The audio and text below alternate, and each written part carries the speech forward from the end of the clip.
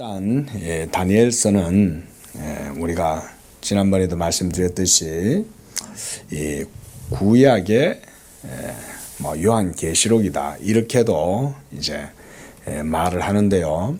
그만큼 내용이 더 어렵다 이렇게도 볼 수가 있습니다. 기본적으로 선지서의 특징이 예언들이 어떤 상징적인 그런 문학적인 그런 표현들이 많이 있죠. 그러다 보니까 이게 무슨 말인가 이게 참 이해하기가 쉽지가 않습니다. 이사야서도 그런 거죠. 예를 들어서 우리가 사도행전에 보면 에티오피아의 내시가 읽고 있었던 성경 본문이 이사야 53장이었잖아요. 근데 이사야서를 쭉 읽어가는데 이 53장의 내용을 읽었는데 이거 도무지 이제 깨닫지를 못하는 거죠. 여기에서 고난받는 여호와의 종이라는 게 누구냐? 이사야 자신이냐? 아니면 또 다른 누구냐? 도대체 이거 누가 고난받는 여호와의 종이라는 게 누구냐? 이렇게 이제 할 때 빌립이 그걸 가르쳐 주죠. 그건 바로 하나님의 아들 예수를 선지자가 얘기하는 것이다. 그리고 그 예수가 이제 그 선지자의 예언의 말씀대로 실제로 이 세상에 오셔가지고 이 고난받는 십자가의 사역을 수행하고 그래서 하나님의 의를 다 이루셨다. 그 여호와의 뜻을 성취하리로다. 이렇게 이제 53장에서 말을 하잖아요. 그렇게 이제 풀어가지고 해석을 했던 거죠.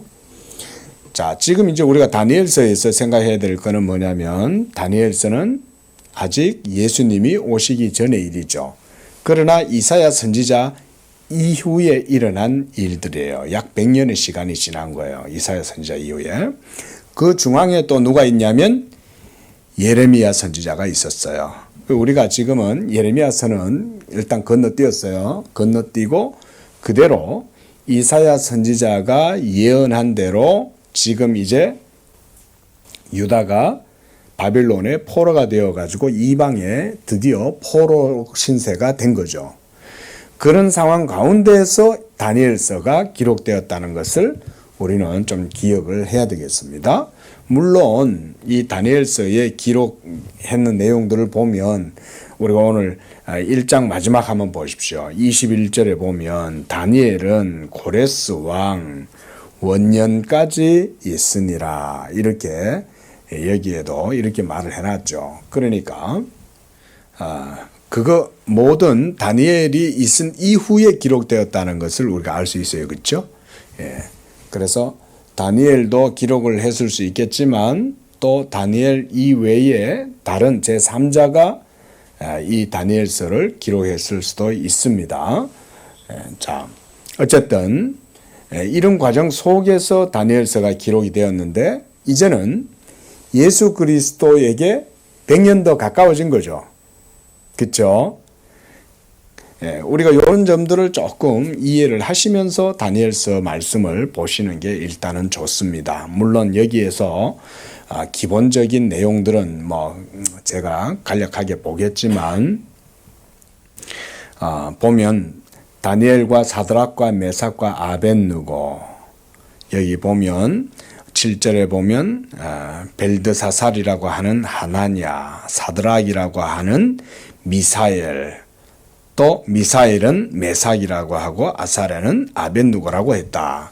이게 다 히브리식 이름이 다니엘 이제 바벨론의 포로로 끌려가니까 통치자의 그 나라의 이름으로 바뀌는 거죠.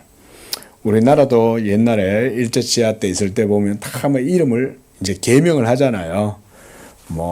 다들 일본식 이름을 어르신들이 저희 할아버지 때 분들은 일본식 이름도 가지고 계시고 우리 지금도 생존에 계시는 우리 이제 우대 어르신들 중에는 일본식 이름 많이 가지고 계셨죠. 일본 학교도 다니신 분들 계셨고. 자, 그런 것처럼 이 바벨론의 포로가 되었기 때문에 이런 이름들을 가지고 있었던 거예요. 자기들의 이름을 잊어버리고 한마디로 국권을 상실한 거지 않습니까? 우리도 국권을 상실해 본 민족이기 때문에 이들의 마음을 어느 정도는 우리가 이해할 수 있을 거예요. 그렇죠? 나라를 잃어본 슬픔을 우리 겪어본 거죠.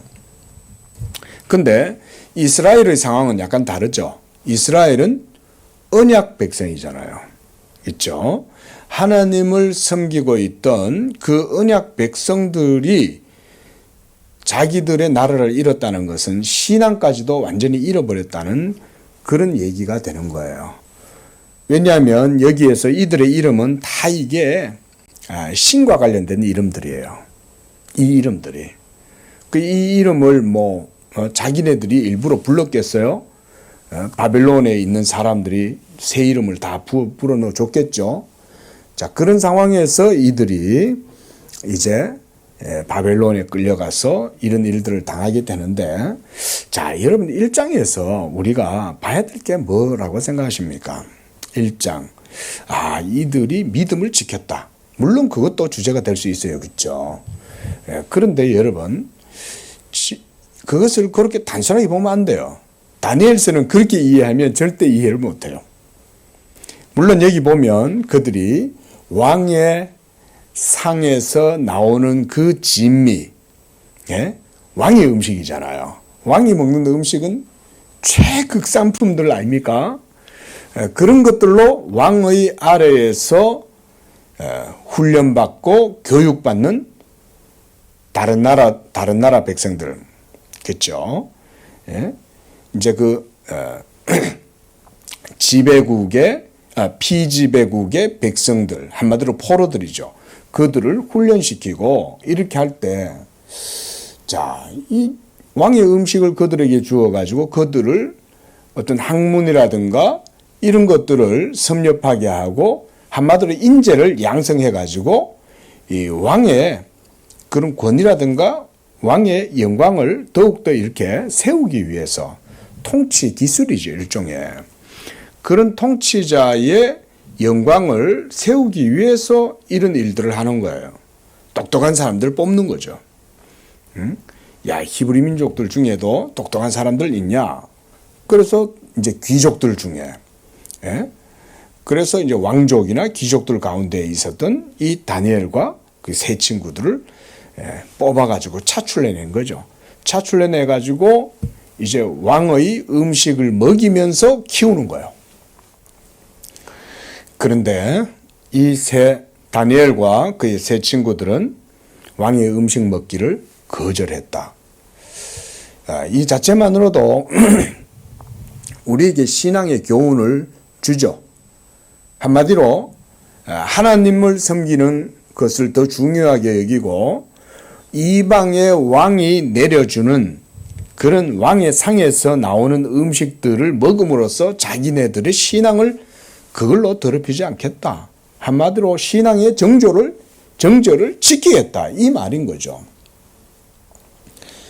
이런 정도로 보면 매우 우리에게도 유익하죠. 현대 세상이 우리에게 가져다 주는 풍요가 있고 모든 유익들이 있지만 그런 것들을 가지고 있다 할지라도 우리가 하나님 섬기는 것을 그런 것들과 비교하거나 혼합하거나 타협하거나 그렇게 하지 않겠다는 거 아닙니까? 자, 1장에서 이 정도 주제 가지고 끝내면 그냥 다니엘 설교가 되는 거예요. 1장의 내용은 그것만 있는 게 아니에요. 다니엘서를 기록한 것은 그걸 보여주려고 기록한 게 아니라는 걸 우리 성도님들이 아셔야 됩니다. 먼저 한번 생각해 보세요. 자, 지금 1절에 보면 유다 왕 여호야김, 이스라엘이 쇠락해져 가고 이제 멸망이 임박했죠. 그래서 유다가 바벨론의 침공을 받아가지고 모든 이제 백성들이 다 사로잡혀가고 이러고 있을 때에 그들 가운데에 이 다니엘과 세 친구들이 잡혀갔단 말이죠. 그런데 생각해 보십시오, 여러분.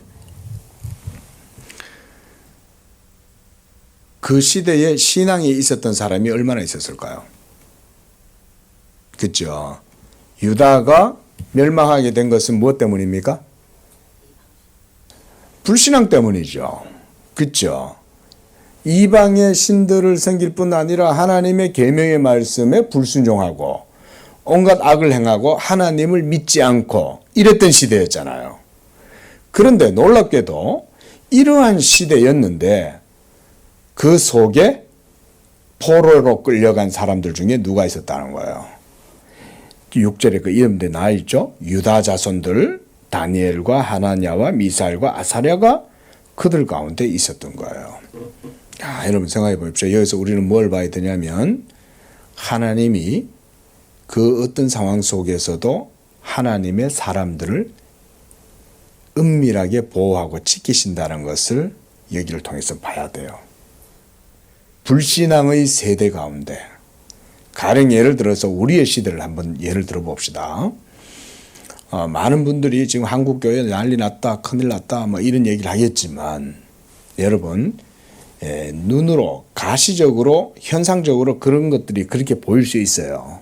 교회가 부패하고 교회가 본질을 잃고 중심을 잃고 정체성 없이 막 이렇게 시류와 영합해 가지고 그렇게 영적으로 무지함 가운데 어리석음 가운데 있다. 이런 한탄 섞인 말들이 많이 있긴 하지만 우리가 그 속에서 잊지 말아야 될 게 뭐냐면 교회는 누가 세우시는 거예요? 교회는 하나님 그분 자신이 세우신다는 것을 봐야 되는 거예요. 다니엘과 이 세 친구들은 바로 그런 하나님의 섭리를 저는 보여준다고 생각을 합니다. 아무도 하나님을 믿지 않고 그 불신앙 때문에 하나님께 진노를 당하고 심판을 당해서 지금 바벨론의 포로가 되어 있는데도 불구하고 그 속에서도 하나님은 하나님의 사람들을 간직해 놓고 그들을 지켰다는 거예요. 오늘 이들의 믿음의 모습을 한번 보십시오. 놀랍잖아요. 예? 그래서 8절에 다니엘이 뜻을 정하여 왕의 음식과 마시는 포도주로 자기를 더럽히지 아니하리라 하게 말하고 환관장에게 그것을 구했어요. 그리고 환관장이 또 그거를 은혜를 베풀어 줘요. 이런 것 하나하나 속에 하나님의 저는 섭리가 있다는 거예요. 환관장이 또 은혜를 안 베풀어 줄 수도 있잖아요. 야, 안 돼. 웃긴 소리 하지 마. 까불고 있어. 너들이 뭐라고 이거 안 먹어? 다 먹는데 먹어 너들도. 뭐 이런 식으로 나올 수 있지 않습니까? 맞잖아요. 이런 것 속에 하나님의 섭리가 있다는 것을 우리는 봐야 됩니다. 불의의 세대 속에 불신앙의 시대 속에 하나님은 자기를 위해서 이런 경건한 백성들을 은밀하게 보호하신다. 믿으시기 바랍니다. 이 시대에도 그래서 마찬가지라는 거예요. 오늘날의 시대가 아무리 한국교회가 어떻다 저떻다 말을 해도 걱정하지 마세요. 세상에도 그런 말 있잖아요. 쓸데없는 걱정. 미국 걱정해 주는 거, 부자 걱정해 주는 거 이런 거래잖아요. 여러분 하나님 걱정해 주실 필요 없어요. 하나님은 살아계시기 때문에 다 하나님의 이름과 영광을 위해서 자기가 다 하시는 거예요. 하나님이. 문제는 우리가 안 믿어서 그 하나님한테 징계를 받고 책망을 받고 심판을 당할 것을 걱정해야 되는 거지. 뭐 하나님 교회 걱정하겠어요. 하나님은 자기 이름과 영광을 위해서 이 시대 가운데에 하나님이 사랑하시고 택하신 백성들을 통해서 자기 이름을 나타내십니다. 저는 우리 양재교회가 그런 교회가 될 수 있기를 축원드립니다. 예? 이 마지막 시대일지라도 진실한 믿음의 증거를 지키고 그 믿음을 따라서 하나님을 예배하고 그 믿음을 따라서 기도하고 그 믿음을 따라서 삶을 살아가는 사람들, 그런 가운데에 이들에게 하나님이 은혜를 베풀어 주심으로 환관장도 그들에게 은혜를 베풀어 주는 거예요. 하나님이 지금 그들과 함께 하시는 거죠. 그리고 이 백성들이 이제 유다 땅에서 바벨론으로 모두 다 이제 사로잡혀 갔을 때에 하나님도 그들과 함께 하신다는 것을 보여주는 거예요. 그리고 하나님의 언약은 신실해서 자기 백성들을 어디서든 굳게 지켜준다는 것을 이런 걸 통해서 보여주는 것입니다. 자, 그 내용들을 잠깐만 보면 10절에 환관장이 다니엘에게 말합니다. 야, 너희들 그렇게 하면 내 목이 달아난다. 내가 할 일은 너희들한테 왕의 그 상에서 나오는 진미를 먹여서 너희로 하여금 윤택하고 살찌게 해주고, 그렇게 해서 나중에 왕 앞에 들어섰을 때 왕이 너희들을 봤을 때 기뻐해야 되지 않겠냐. 근데 너희들이 갔는데 완전히 말라가지고 영양실조 걸린 애들처럼 그러고 있고 초췌해 보이면, 그러면 내 목이 달아난다. 응? 그러니까 그렇게 하지 마라. 이제 다니엘이 그런 거예요. 아, 그래? 그러면 좋다. 그러면 왕의 음식을 먹은 사람들하고 그렇지 않은 사람들하고 한번 시험을 해보자. 12절에 보세요. 당신의 종들을 열흘 동안 시험하여 채식을 주어 먹게 하고 물을 주어 마시게 한 후에 당신 앞에서 우리의 얼굴과 왕의 음식을 먹는 소년들의 얼굴을 비교해 봐서 당신이 보는 대로 종들에게 행하소서. 얼굴에 윤기, 광택이 나냐 안 나냐, 한번 열흘 동안 풀만 먹여보고 해보라는 거예요. 왕의 상에서 나오는 거면 전부 다 맛있는 고기 아니겠어요? 응? 그런 맛있는 고기들 안 먹고도 우리가 한번 비교해봐라. 열흘 동안. 여러분 보세요. 제가 여기서 강조해 드리고 싶은 거는 이런 믿음이 어디서 생겼냐는 거예요. 그렇죠. 근데 이거를 우리가 이렇게 성경을 이렇게도 볼 수 있어요. 이들의 믿음을 보십시오. 이 어려운 포로의 시기 속에 남들 다 맛있는 거 먹을 때 자기들은 맛있는 거 먹지도 안 하고 이러고 믿음을 지켰습니다. 대단하지 않습니까? 우리도 이런 믿음이어야 됩니다. 이렇게 설교를 할 수도 있어요. 근데 성경을 그렇게 보면 안 된다는 거예요. 성경은 그렇게 보는 게 아니에요. 이들이 그런 믿음을 지킬 수 있었을 때 그 속에서 뭘 봐야 되냐면 하나님이 이들을 붙들고 있다고 봐야 되는 거예요. 이건 여러분들에게도 마찬가지인 거예요. 이 세대 속에서 여러분들이 여러분의 믿음을 지킬 때 여러분들 스스로 그 믿음을 지키는 게 아닙니다. 여러분이 하나님께 대한 신앙 고백을 갖고 있다면 그 자체가 벌써 뭐라는 거예요? 하나님의 은혜다. 그 자체가. 하나님의 섭리가 여러분 가운데 있다. 이렇게 봐야 된다는 거예요. 하나님의 은총과 자비와 섭리, 뜻이 나에게 있기 때문에 내가 이 세대 가운데에서 믿음을 지키고 그 믿음의 고백 가운데 행동할 수 있게 됐다. 여러분 지금 이 상황이 얼마나 엄중한 상황입니까? 그렇죠? 자칫하면 환관장의 목뿐만 아니라 다니엘과 세 친구들의 목도 다 달아날 상황인 거예요.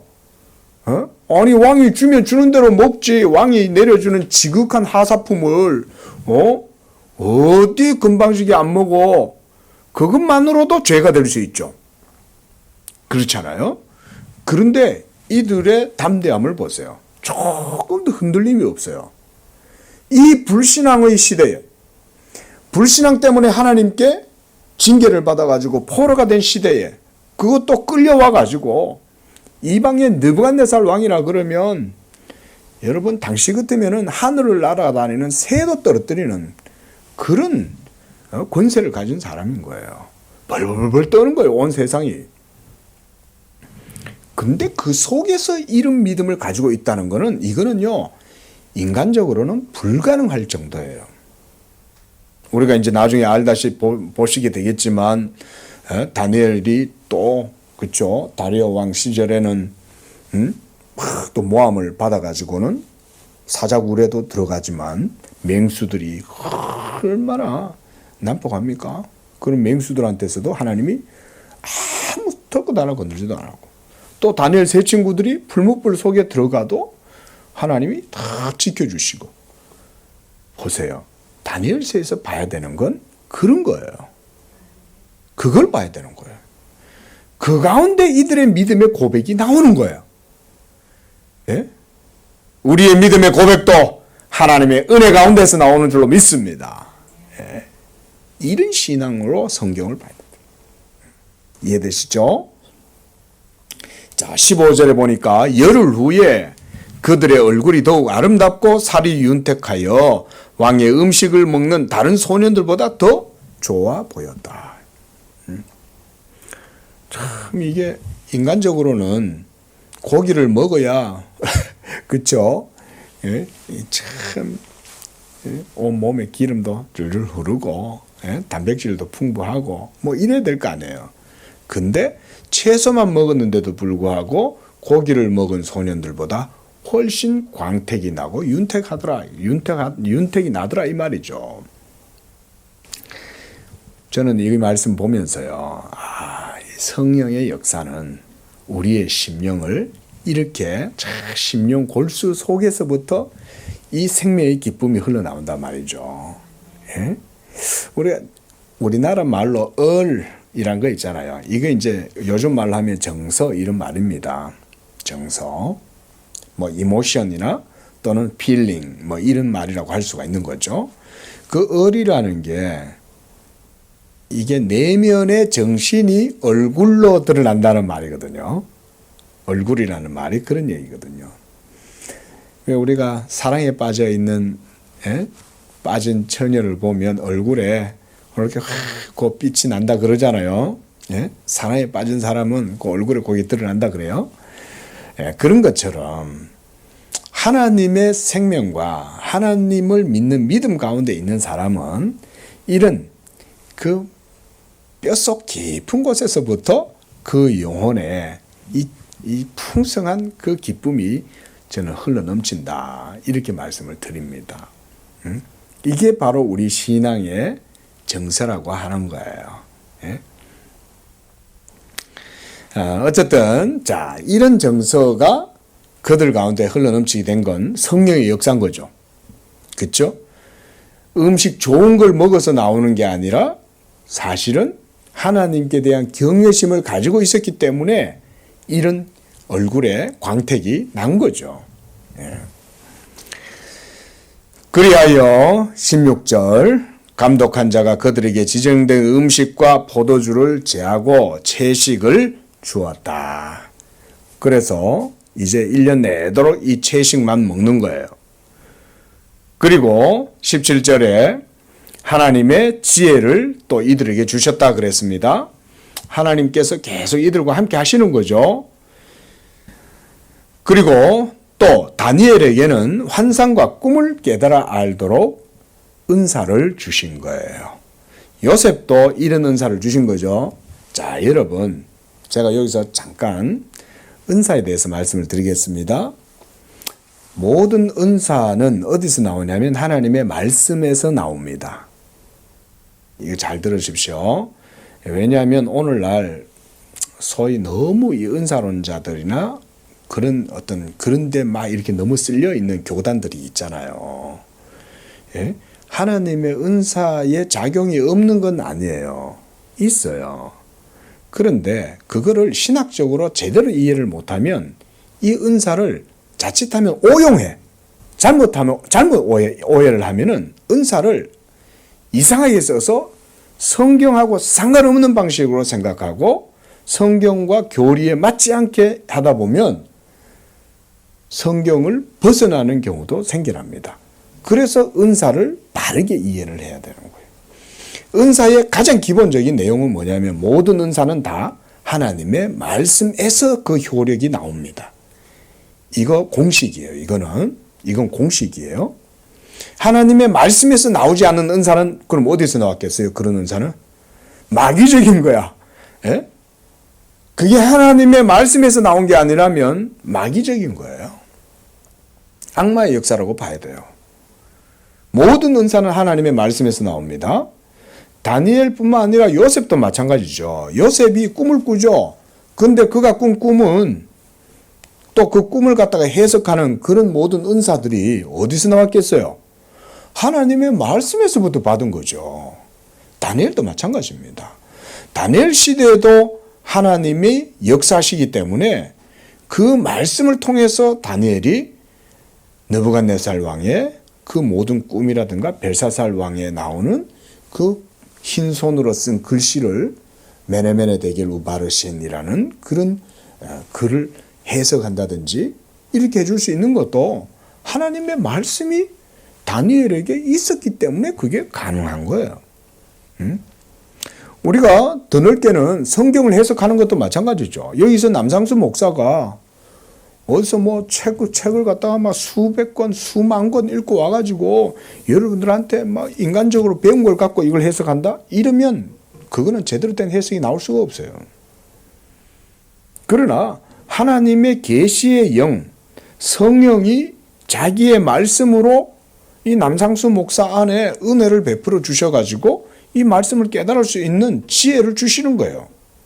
이게 교사에게 신약의 시대에 교사로서 목사들에게 주시는 하나님의 은사의 효력입니다.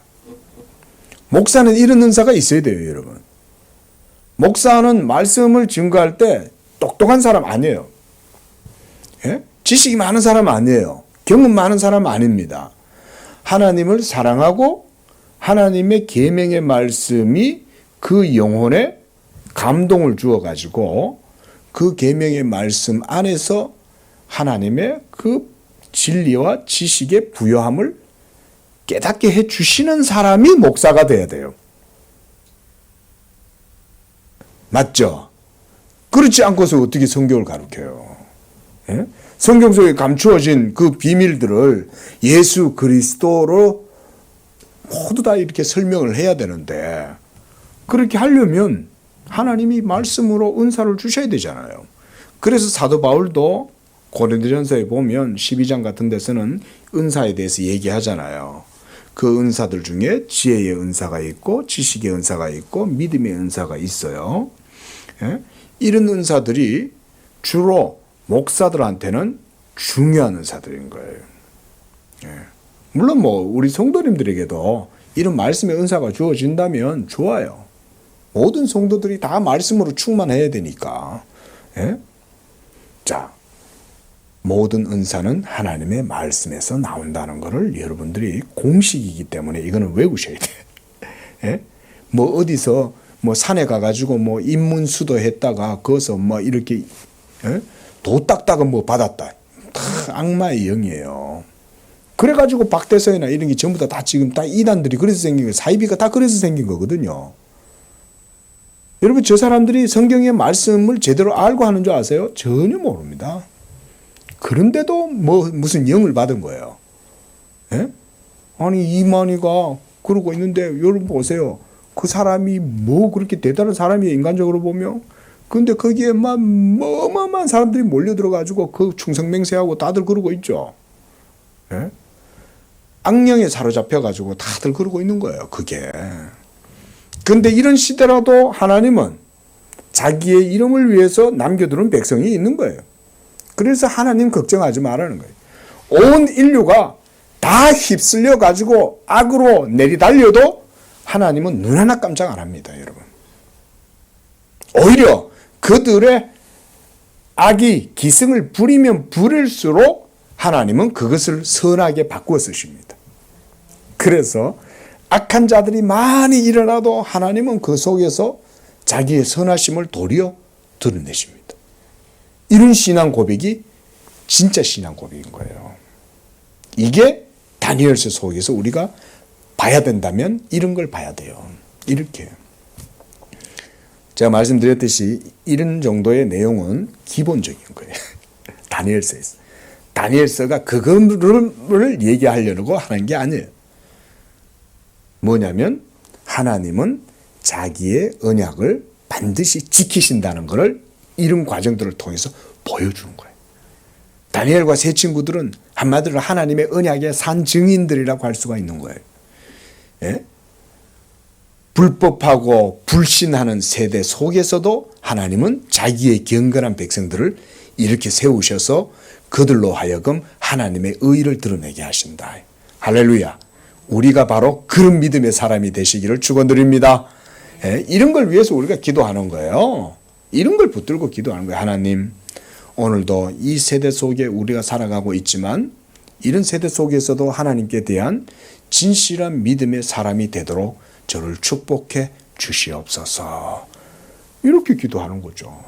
그럼 하나님이 그런 기도를 안 들으시겠어요? 하나님이 그런 기도는 대번 들어. 예? 야, 이거 뭐야? 양재동에서 뭐 희한한 기도가 나오네. 하나님이 딱 야, 그 지하에 있는 은성 빌딩 지하에 있는 그 양재교회 거기구나. 누구야? 그래. 야, 참. 이 시대 속에서도 이렇게 참된 경건을 가지고 하나님을 찾고 하나님께 합당한 기도를 하고 있는 성도가 있구나. 하나님이 그런 거 작은 거 하나 때문에 감동하신다니까요. 믿으시기 바랍니다. 하나님 뭐 큰 거 가지고 감동하시는 게 아니에요. 인간적으로 봤을 때는 별거 아닌 것 같아도 이런 게 하나님의 마음에 합당한 기도 아니겠어요? 예? 다니엘과 메삭과 아벳느고 이런 세 친구들 모두가 다 바로 그런 하나님의 사람들이에요. 하나님은 자기 이름을 위해서 이런 자들을 남겨놓는 거예요. 그리고 이런 자들이 고백하게 하고 그리고 그걸 믿음으로 나아가게 하는 거예요. 어떤 상황 속에서도 흔들리지 않는 거죠. 그래서 19절에 왕이 그들과 말하여 보매 무리 중에 다니엘과 하나냐와 미사엘과 아사랴 같은 자가 없으므로 그들을 왕 앞에 서게 했다. 자, 여러분 그 앞에 6절 7절에 보면 바벨론식 이름을 표기를 해놨지만 19절에서는 바벨론식 이름을 굳이 안 썼어요. 그렇죠? 왜일까요? 저자는 당연히 유대인이겠죠. 이 신앙의 사람이 이 글을 기록하는 가운데 그들의 이름을 히브리식으로 이렇게 표현을 하는 이유는 뭐겠습니까? 그들은 하나님의 백성이라는 것을 강조하는 거예요. 하나님의 사람이라는 거예요. 이방 사람들하고 다르다는 거예요. 그들에게는 바벨론식 이름이 붙여져 있지만 그 이름이 중요한 게 아니라 이들의 이름은 하나님의 자녀로서 백성으로서의 이름이다. 이게 중요한 거죠. 이것이. 그러니까 이렇게 하나님의 백성된 모습을 보여주는 거예요. 그리고 20절에 왕이 그들에게 모든 일을 묻는 중에 그 지혜와 총명이 온 나라와 박수와 술객보다 10배나 나은 줄을 아니라. 자, 지식과 지혜의 근본은 무엇입니까? 여호와를 경외하는 거죠. 여러분 이거는요 세상의 모든 철학보다 뛰어난 명제입니다.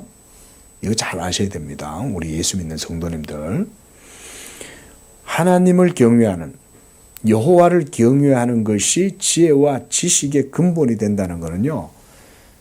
모든 학문과 이 세상에 있는 모든 지혜 위에 뛰어난 가장 큰 명제입니다.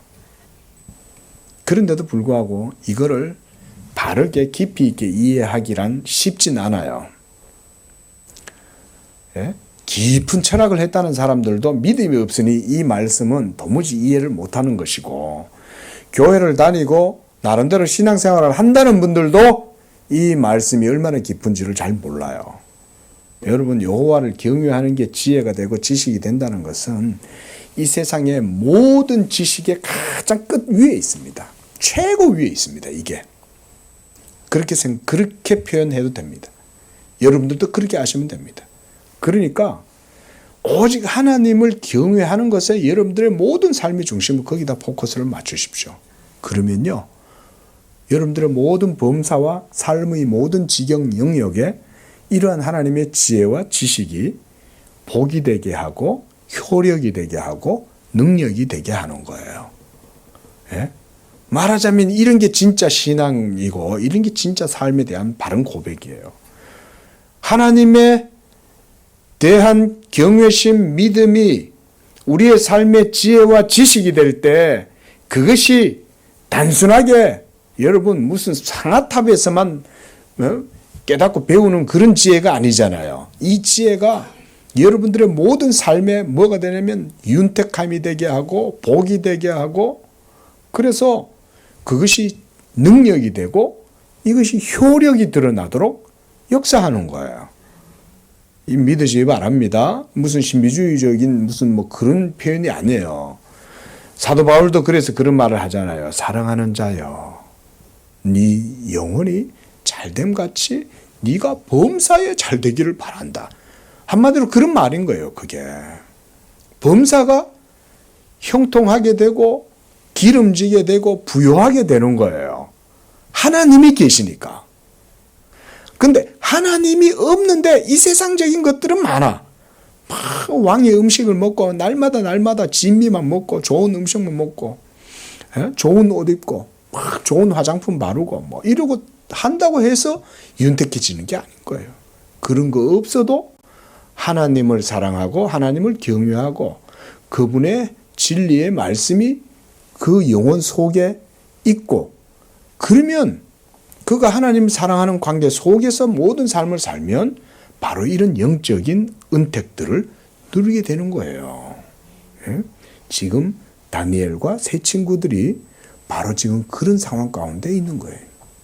비록 포로 신세이고 비참하게 비굴하게 지금 왕 아래에서 그렇게 교육을 받고 그러고 살아가고 있지만 이들의 정체성은 하나님의 말씀 위에 굳건하게 서 있는 거예요. 그게 흔들림이 없는 거죠, 지금. 그러니까 이들은 다른 이들보다 10배나 더, 자, 다니엘과 세 친구들이 똑똑해서 그렇다? 그게 아닙니다. 그렇죠? 그게 아니라 그랬죠? 하나님의 은혜가 그들 가운데 깊이 붙들고 있는 거예요. 이거를 봐야 된다.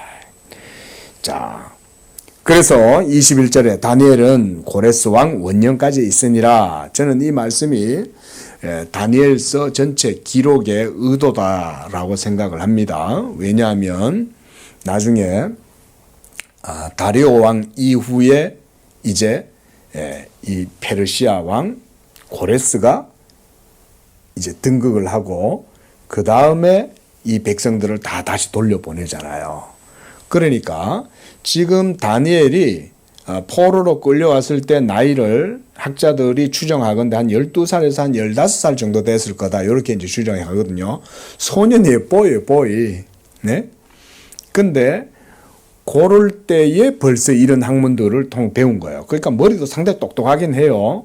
똑똑한 거죠. 이방인들의 학문들을 받아들여 가지고 배울 수 있을 정도인데. 근데 저는 그런 명철함이 있었겠지만 하나님이 지혜를 주셨기 때문에 그것들을 섭렵 가능했다라고 생각을 합니다. 이방인들의 학문이잖아요. 일본 갈대아인의 학문이다 이렇게 얘기를 하거든요. 자, 그런데요. 이 모든 다니엘서의 과정과 역사는 핵심 포커스는 어디에 있을까요? 왜 다니엘을 여기에다가 고레스 왕까지 있다라고 얘기를 해놨을까요? 고레스가 어떤 왕이에요? 이스라엘 백성들을 다시 그쵸 되돌려 보내는 역할을 하잖아요. 그 일을 함에 있어서 하나님이 자기의 언약의 역사를 다니엘을 통해서 증거하도록 하시는 거예요. 하나님의 사람을 하나님이 세워두시는 거예요. 그래서 다니엘이 늙어가지고 나중에 이제 이 고레스 왕 시대 때까지 이 다니엘이 아주 높은 위치에 있는 거예요. 그 다리오 왕 때도 다니엘이 총리로 있다가도 또 모함을 받아가지고 막 사자굴에 들어가기도 하고 이랬잖아요. 근데 그 이후에 고레스가 왕이 되었을 때까지 다니엘은 살아 있습니다. 한 85세 한 그 정도. 그러니까 유대 백성들이 바벨론에서 70년 동안 종살이 하는 동안 모든 역사를 거기서 다니엘이 다 지켜보고 있는 거죠. 하나님이 이렇게 하나님의 사람을 쓰시는 거예요. 그러면서 다니엘이 하나님의 예언의 영을 받았잖아요. 그 과정 속에서 다니엘은 뭘 했을까요? 일상적 삶을 살았겠죠. 그렇죠? 결혼해서 애들도 낳았을 것이고 또 자기 자녀들을 위해서 또 뭐 아버지로서 수고도 했겠죠. 하지만 그런 다니엘 속에는 하나님의 언약의 영이 그 속에 있는 거예요. 그래서 하나님께서 이 다니엘을 자기의 예언의 그 도구로 종으로 쓰시는 거죠. 그래서 우리가 이 다니엘서가 요 21절에 딱 이렇게 얘기해 놓는 거예요. 자, 이제 말씀을 정리해 보겠습니다. 제가 말씀을 정리하면서요, 몇 가지 말씀을 간단하게 좀 드리려고 그럽니다. 방금 말씀드렸듯이 우리가 이사야서도 마찬가지고요, 모든 선지서는 마찬가지입니다. 선지서를 이해하려면 두 지평을 이해해야 됩니다. 하나는 역사이고 하나는 영원입니다. 영원은 뭐죠? 우리에게 있어서 영원은 하나님의 말씀이죠. 그렇죠? 하나님의 말씀이 우리에게 주어질 때라야 우리가 그걸 영원이라고 말을 할 수 있는 거예요. 네? 만약에 하나님의 말씀이 없는데 이게 없이 우리가 무슨 뭐 영원에 대해서 말을 한다? 그거는요, 그냥 한낱 헛된 사색일 뿐인 거예요. 사변일 뿐이에요. 영원을 실제로 말하고 있는 게 아니에요. 그런데 보세요. 우리가 지금 성경에 대해서 이렇게 말하고 있잖아요. 그죠? 이제 나중에 보면 영원한 하나님 말씀에 대한 내용이 나오는데, 하나님의 말씀을 말하고 있는 한 우리는 뭘 말하고 있는 거예요? 영원을 말하고 있는 거죠. 이런 말인 거예요. 예? 영원이란 하나님의 말씀이 없이는 우리는 영원에 대해서 말할 수 없어요. 하지만 영원을 말한다면 우리는 하나님의 말씀을 말하고 있는 거예요. 하나님의 말씀을 말하고 있는 건 영원을 말하고 있다, 이 말인 거죠. 또 우리는 그 자체로 역사 속에서 살아가죠. 시공간 속에. 그렇죠? 이게 우리의 삶이죠, 말 그대로.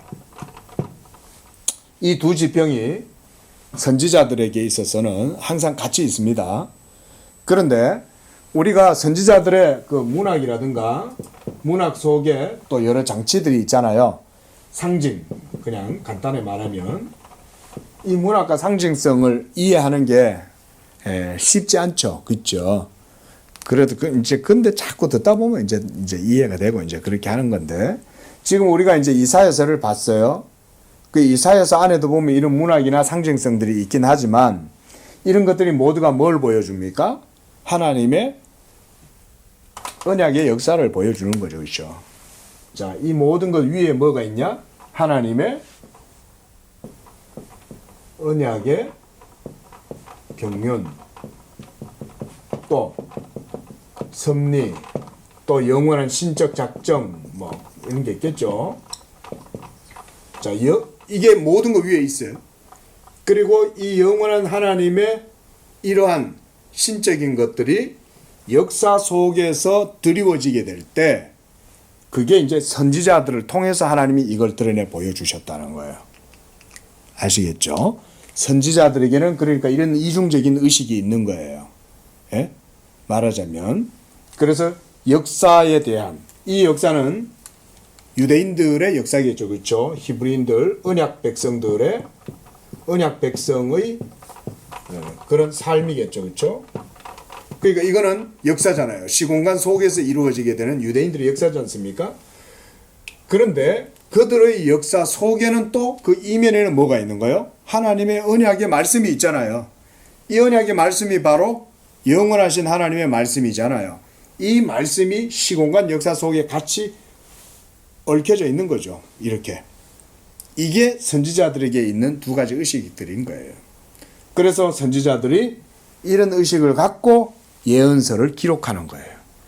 무엇보다 하나님께서 계시의 영을 통해 가지고 선지자들에게 영감을 주시면 선지자들이 그 시대 역사 속에서 영원한 말씀을 해석해서 보여주는 거예요.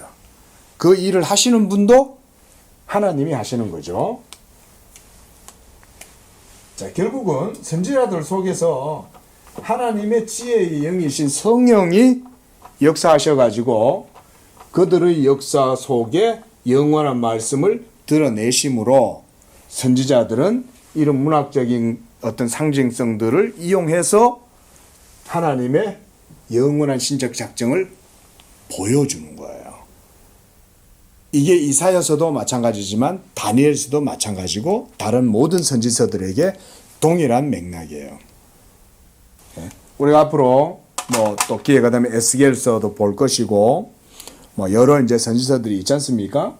그런데 다 이런 거예요.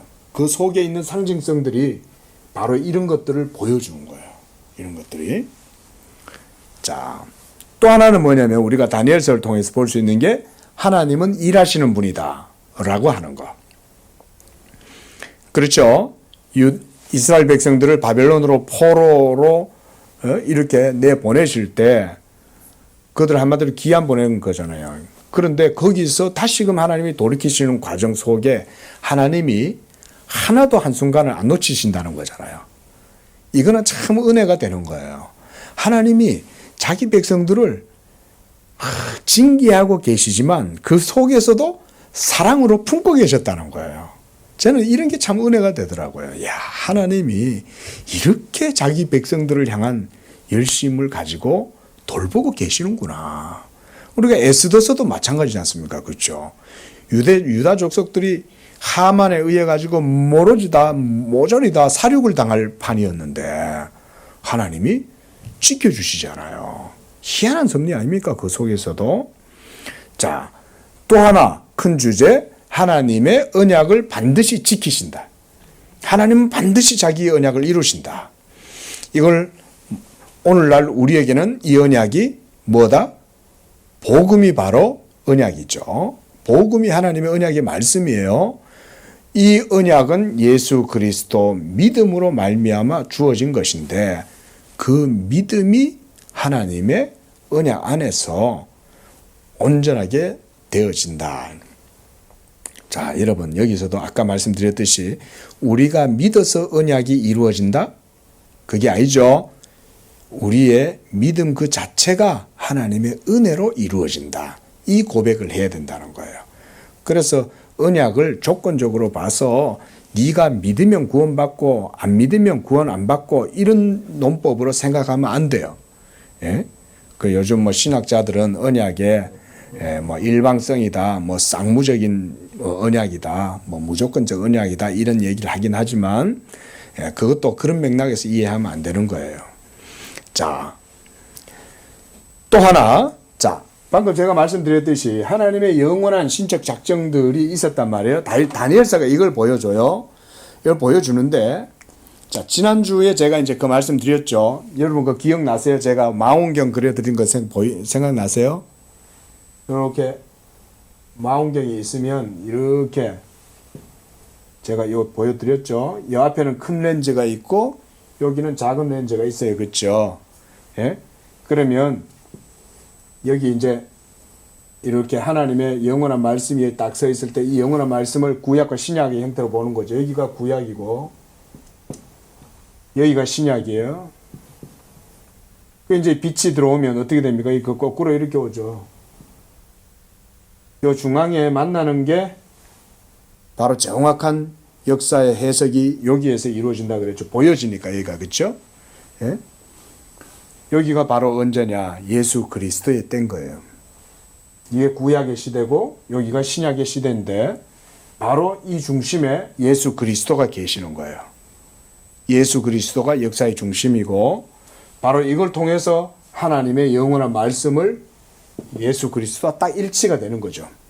그죠? 이게 여러분 여기 있는 게 분명하게 보이려면 여기서 정확하게 상을 맺어야 되잖아요. 그렇죠? 이해되시죠? 예? 요 안에서 상이 빛이 들어온 피사체가 요 안에서 상이 딱 맺어져서 클리어하게 보이는 지점이 있잖아요. 그게 가장 클리어하게 보이는 지점이 영원한 하나님의 말씀과 일치할 때죠. 맞잖아요. 우리가 밖에서 보는 거하고 요 안에서 보여지는 거하고 일치가 될 때 가장 근접하게 보이잖아요. 그런 원리로 그래서 제가 이걸 쓰는 건데, 자, 이렇게 영원한 말씀에 대한 가장 명확하게 드러난 때가 누구에게서 드러난다? 예수 그리스도에게서 하나님의 이 모든 이런 영원 가운데 있는 이런 모든 것이 정확하게 신약과 구약 중심에 계시는 예수 그리스도를 통해서 정확하게 드러나는 거예요. 오늘날도 계속 신학자들이 신학을 하잖아요. 그러면 뭐 연구하겠어요? 뭐 이런 담론 가지고 그 속이 전부 들어가 가지고 다 그것 갖고 하는 거예요. 예수 그리스도를 가지고 모든 신학을 다 하는 거예요. 예? 이게 신학이 끝이 없어요. 그렇게 따지자면. 왜 그러겠어요? 영원한 하나님의 말씀이니까. 영원한 말씀이 계시고 또 우리의 삶은 그 영원한 말씀 가운데 계속 이루어지니까 어떻게 보면 신학은 뭐 세세토록 그렇죠? 있다 이렇게 해도 되는 거죠. 자, 마지막으로요. 하나님 되심을 이런 역사를 통해서 보여줍니다. 특히 다니엘서가 그걸 강조해요. 다니엘서는 느부갓네살 왕을 통해서도 벨사살 왕을 통해서도 다리오 왕을 통해서도 고레스 왕을 통해서도 하나님 되심을 보여주는 역사를 보여줍니다.